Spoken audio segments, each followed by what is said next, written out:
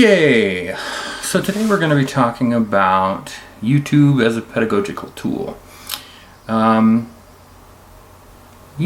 I seem to have lost all my footage of all my whiteboard drawings and my cool takedowns of other things, so we're just going to hit the main points because I gave the whiteboard back and I don't have a way to recreate that right now. So we'll jump right in.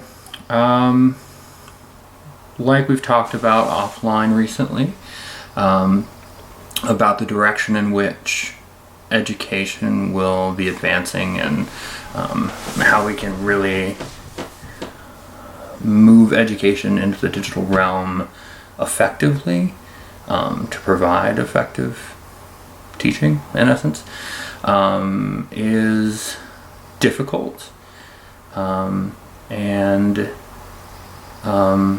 I wanted to point out what I think some great points about YouTube were and what some not so great points were. But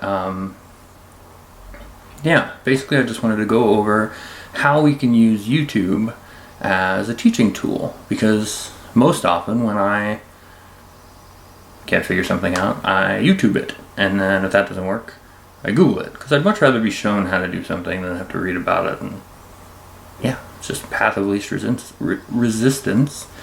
Yeah, so let's jump right in. So some of the affordances that YouTube provides,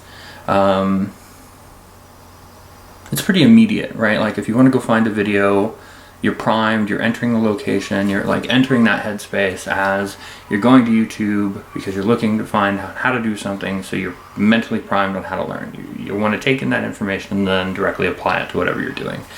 So I think finding that headspace and being able to use that towards like an educational setting, like a traditional educational setting for like college classes and the like, would definitely help as far as enrollment numbers and people wanting to go to class because they want to learn.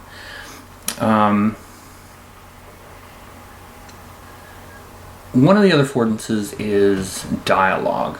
So in the sense that I'm talking at you now, and if this were a YouTube live video, there would be a comment string over here, and you'd be able to comment. I'd read it as the video goes, and I could answer you. So the dialogue is still there between student and teacher or student peers, but it's different.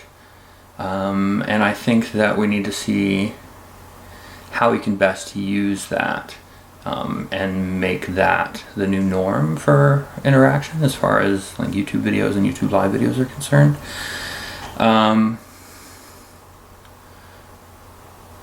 Yeah, so one of the other things is repeatability.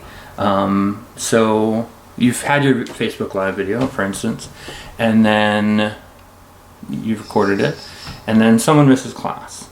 And then not only can they go in and watch that video, they can also see all the dialogue come up. So if there was a student in class who was writing a paper and they wanted to cite something or get to really remember the feedback, you know, it's there in black and white and the instructor's talking.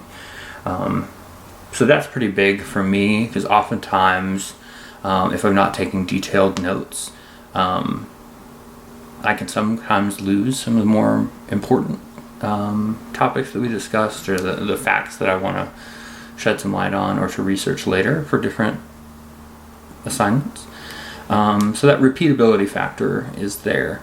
One of the great things about YouTube and online learning that I think translates well to YouTube is that of the environment, the place in which you choose to watch a video. So if you're on the bus, like commuting, or you're in your guest bedroom where it's quiet, or wherever you learn best, you know, you can tailor your environment to that. So and that kind of goes back to the immediacy factor and the availability factor of being able to learn anywhere. Yeah. So I think that brings us into what some of the constraints should be. So we talked about dialogue a little earlier in the ways that YouTube presents it that's different from traditional setting. And I mentioned that we should attempt to make that the norm. But we need to come up with a more comprehensive plan on how to do that, because oftentimes people learn best, and what I like best about going to classes and labs is that I get that social interaction, that one-on-one. I can bounce off each other with other peers and classmates, and we can laugh and joke, or this, that, or the other, right? I really enjoy that social interaction, and while the potential for that is still there, it's just different, and I think we need to delve a little deeper on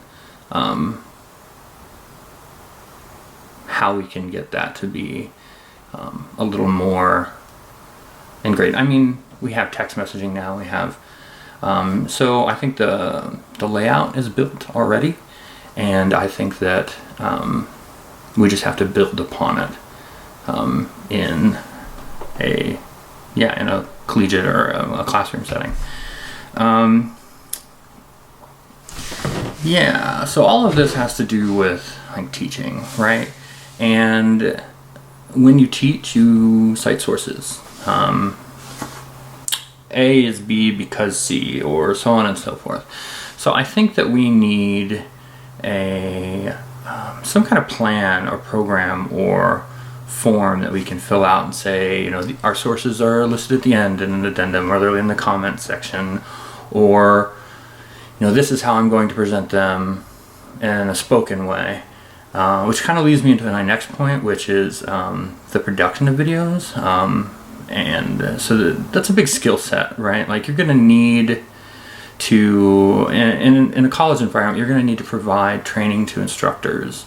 I think students will get the gist of how to use YouTube, but not necessarily live stream. I mean, anyone can set up a camera and create a YouTube account and hit live stream, and maybe someone will watch.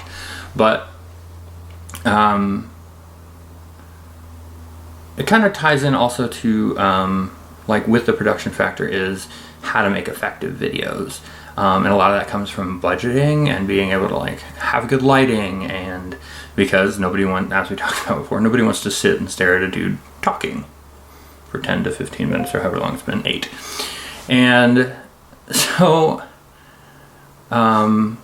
quality of film, what makes a good film, what makes it good teaching, how to present that in an effective way while maintaining the dialogue of a Facebook Live video. These are all the real constraints that I think are going to be the biggest challenges when we bring Facebook in as a tool for teaching.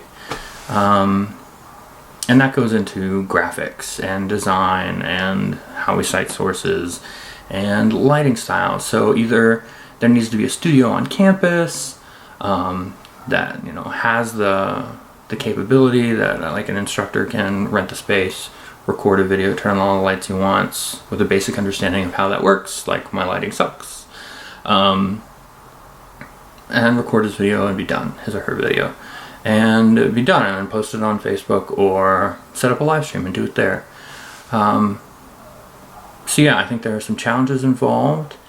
I think there are some great affordances to be had, and I'm looking forward to hashing this out a little bit more over the summer as I take all online classes this summer, and how I might tweak the curriculum of those classes, mostly my English class, into being a more effective online learning environment with the inclusion of YouTube videos. I think that kind of brings it to the close. Again, I'm sorry I don't have all my graphics that I was going to hold up and be super cool, but I guess they were deleted. I looked everywhere I couldn't find them. So it's just me talking for 10 minutes. I think that about does it. Thanks. Maybe.